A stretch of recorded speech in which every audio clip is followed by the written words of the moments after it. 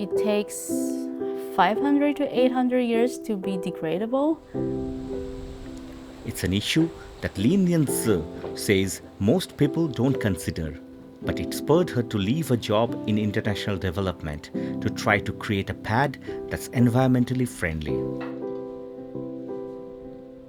Lin's mission was also to help those who can't afford or don't have access to what's on the market.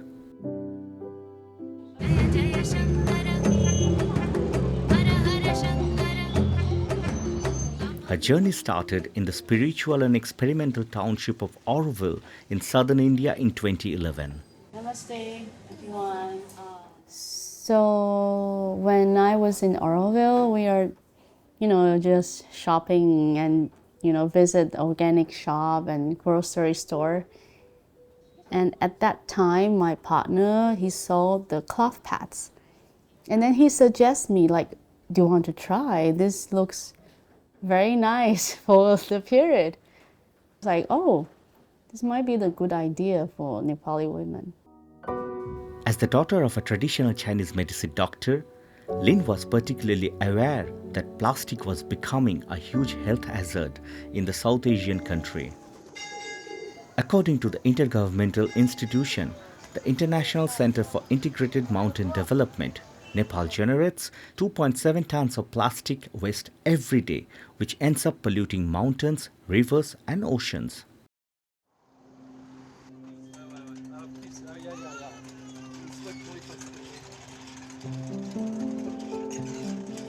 In 2012, I quit my job, and then I spent 6 months doing research and, try to live in a village in Nepal and try to figure out how we're gonna start this project, because I even don't know how to use the sewing machine. I really learn from zero. By the end of 2012, we visit 100 women around the Dulikil, Kathmandu Valley. Yeah. Hey, namaste. And then almost 99 women, they are really positive about the pads, the eco pads. And then I was like, okay, it's quite positive, and then we start Dharti Mata. Dharti Mata means Mother Earth in Sanskrit. The organization's main goal was to reduce plastic pollution by creating eco-friendly reusable pads.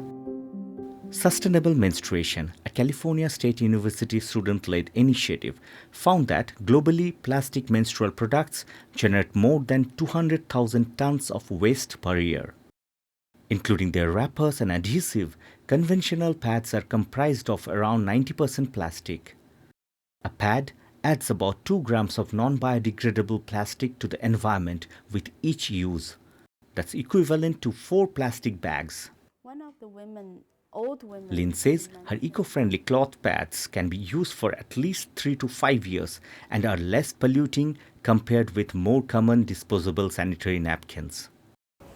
So at the very beginning, we just teach the local women how to handmade their own pad.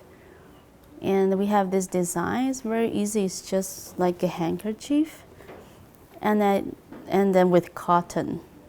One of the women, old women, she mentioned that this is for them not a new thing, but a whole new idea, is to use the clean fabric, and then also like you can click here, and you can change the side. Health experts have raised concerns about the cleanliness of reusable pads, stressing that they need to be properly washed and dried to maintain hygiene. An additional issue is that for many communities, hanging pads out to dry may not be an option due to the stigma around menstruation. So Lin and her team have been trying to tackle both hygiene and misconceptions through workshops and community talks. So I remember there's one farmers group, they're all men. Maybe they're from higher mountain region people. And when they visit the studio, they thought this is like, you can put your phone inside or phone bag, or they don't know this is pads. But our women really explained to them, and all the farmers they bought for their wife, their daughter, their partner. So we are surprised. So we are really surprised. In the beginning, Lin sourced fabric from her home country, Taiwan, cotton yarn from India, and trained women in remote villages in Nepal to make these sustainable sanitary pads. She started selling the colorful cloth pads in local markets in Nepal, and now they're available in Taiwan as well. Her first client was Taiwanese author and artist who was visiting Nepal, who later joined her to launch more women's wellness projects. In 2015, I was in Kathmandu, and I love going to farmers market. And one day I went to the farmers market, and I heard somebody told me that, there's a Taiwanese girl is from my country. So I just kind of wanted to know her, and knowing that she's doing the clothes pads, and that's something that I feel that was really close to my heart. Alison Liu grew up on Taiwan's outlying island of Penghu. After pursuing her doctorate in mathematics from the University of Cambridge in the United Kingdom, the call of motherhood changed her professional path.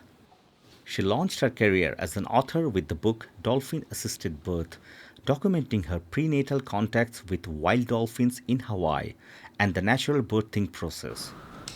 And she believes that Lin's cloth pads are an extension of living with nature. We thought we wanted to focus on women, because I am working on gentle birth, and she's working on menstruation, and both themes are very, very important for women. And we wanted to bring positive influence to women, so that's how this whole thing come together.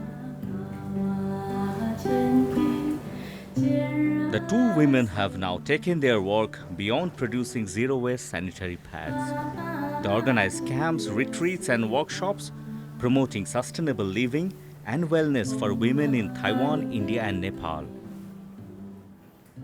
They hope that through their projects, they can alleviate some of the burden of having a period on those who menstruate and on the environment.